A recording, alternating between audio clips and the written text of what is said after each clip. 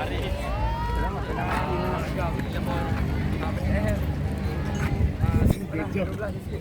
Jangan sikit lah. Kami buat challenge kami duduk 2 jam lah. Kelak tak hidup lah. Tapi hari ni benar dia. Okey. Poin daripada Ustaz. Tahniah dan terima kasih.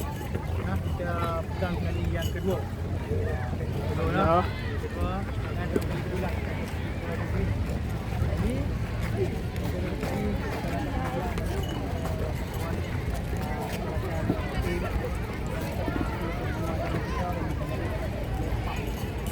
Semuanya satu kita kena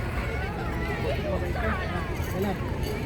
Jangan lupa kiraan 174 dan belanjanan 24 lebih 4. Lagi sangat. Apa kita akan beri tu? Untuk persiapan Kennedy kita akan buat terbaik. Sebab apa? Kita sabar kat kita Ustaz. Misi belum tercapai lagi. Ada misi lagi. Misi yang tertangguh. Kita tak mesti kebahagiaan. Mesti kan? Okey, ini ada perjalanan Ustaz yang aku ya. Ini tempat relatif dia atau tak? Tak. Okey, jadi lepas kan kita sampai nak pergi nak kalau kasih tu. Dah? Okey. Terima kasih semua. Hasil usaha kamu. Kamu dah buktikan dalam padang kawat memang Ustaz yang beratas tu memang cantik. Rumahnya sikit-sikit lah.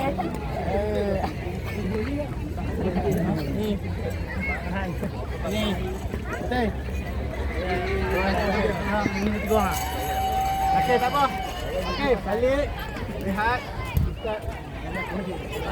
Okey. Ini yang pun sahabat dalam grup. Dalam ni mesti. Alhamdulillah.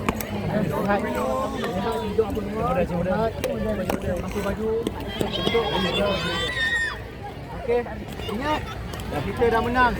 Tapi esok tasbih macam biasa. Okey. Itu saja. Terima kasih semua.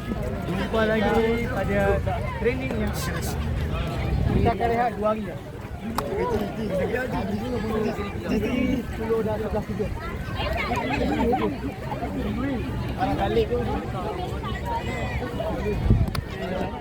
Sebelah Julai ada seorang kita akan terbang hari ni. Dia betting jadi kita nak cari yang masak pada dia. Macam dah. Jauh. Ya. Ni, dia dah.